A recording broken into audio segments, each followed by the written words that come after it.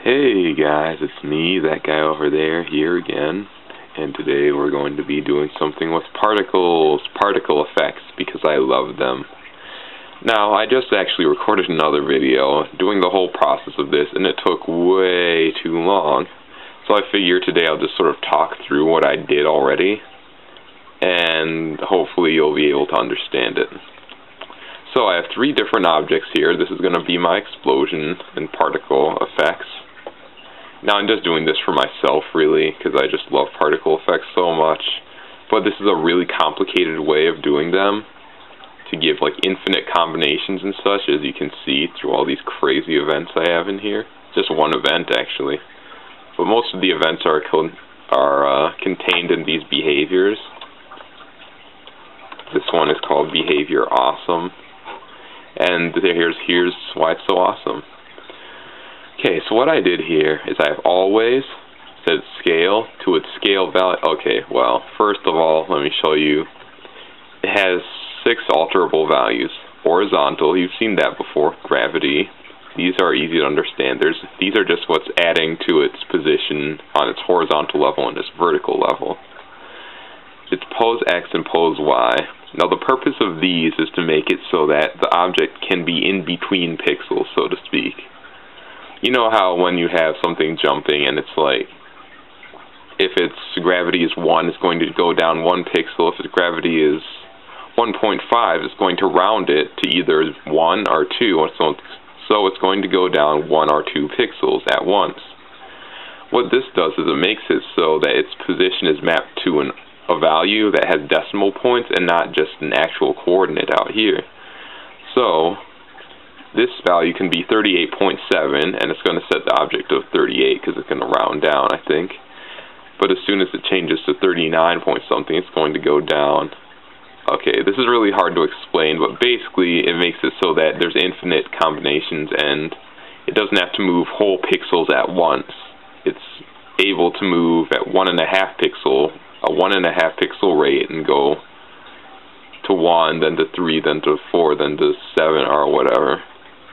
It's hard to explain, but once you understand it, once you get past a certain level in math, you'll be able to understand it, hopefully. It also has transparency, which is self-explanatory, and scale, which is self-explanatory. The hardest thing to understand is the pose X and pose Y, position X and position Y. So here we have its events. It sets its scale to the scale value times our 1/10 of its scale value. It sets its semi-transparency to the transparency value. And here, at every 1 millisecond, we're adding to its transparency and subtracting from its scale a tiny bit. This could actually be even more. Make this 0.75. Here, when its transparency is above 128, which is the max, meaning when it turns invisible, it's just going to get destroyed. Okay, here's the most complicated event.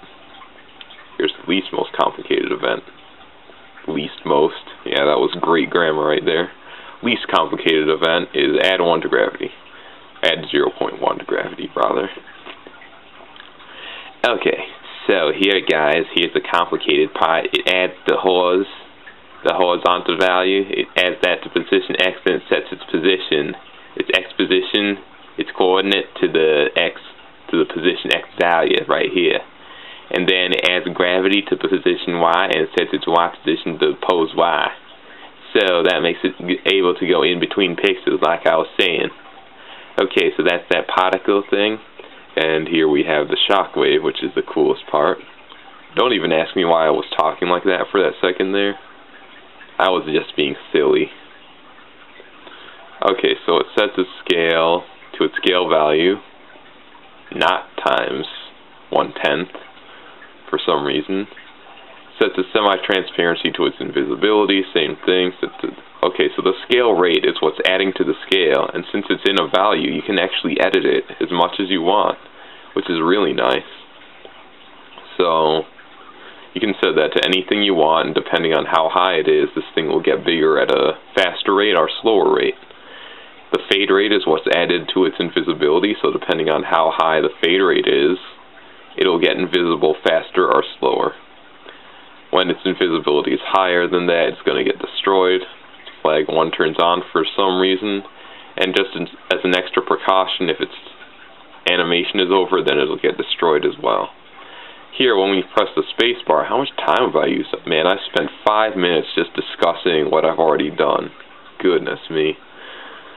So, when we press space, it's going to create 1 explosion glow, 1 shockwave, and a whole bunch of those particles. It's going to set... Okay. Let me just show you... Wow, my voice cracked. Let me just show you what it looks like when I press space. Boom, boom, boom, boom, boom, boom, boom, boom, boom, boom. You know, I should add a sound effect to that, just so I don't have to sound silly going boom, boom, boom over and over. Enemy sounds. These are all the sounds for my game. Oh, you know what? You can't hear it because I have the headphones on. That's smart of me. Headphones are out now. Dang it, where is my weapon sound? There we go.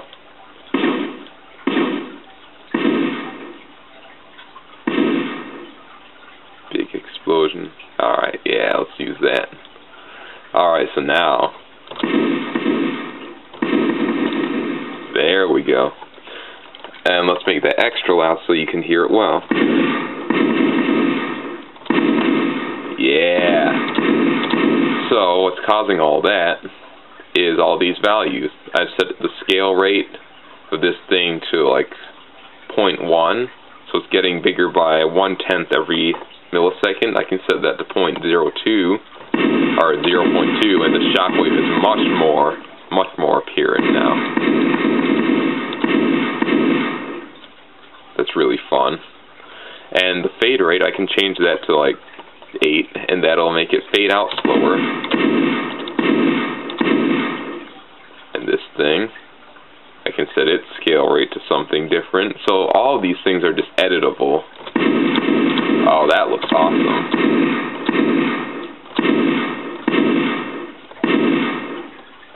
So yeah, that's particle effects. Oh wow, I have a lot of extra time. Let me just go into here and show you. When you create these things, it's going to set their position, X to their position, their actual X position, because you realize that the default for their X position and Y position is 0. So if you don't do that, it's going to go up here and go out from that center point.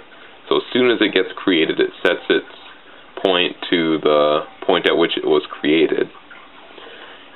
Sets its ORs value to this random number, 31. So it's going to be 0 through 30, minus 15, so it's 0 through 30 minus 15, which will make it anywhere from, excuse me, I just burped, anywhere from negative 15 to positive 15, times 0.25, just to make it smaller. Because if I didn't make it smaller, let me show you what would happen. Then we're going to fly off the screen at an incomprehensibly fast rate, which might actually look awesome.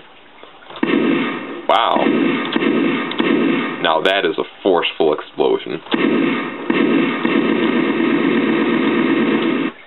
You have no idea how fun that is. But that's a little too fast, so I'm going to take it down by half. So that's been particle effects. Hopefully you've understood any of this crap I just talked about. If you don't, then you can rewatch it, or, you know, I might as well just post this on the net or something. And what use is it going to be to me? I just made it in 5 minutes, and that's it. So I'm going to save it as Particles Awesome, just because it is awesome, not in weapon sounds. What am I doing? We're going to save it in examples, and sooner or later you're going to see this on the web in a link, and you'll be able to download it and mess with these awesome explosions. And you'll be able to do that just by hitting the space bar.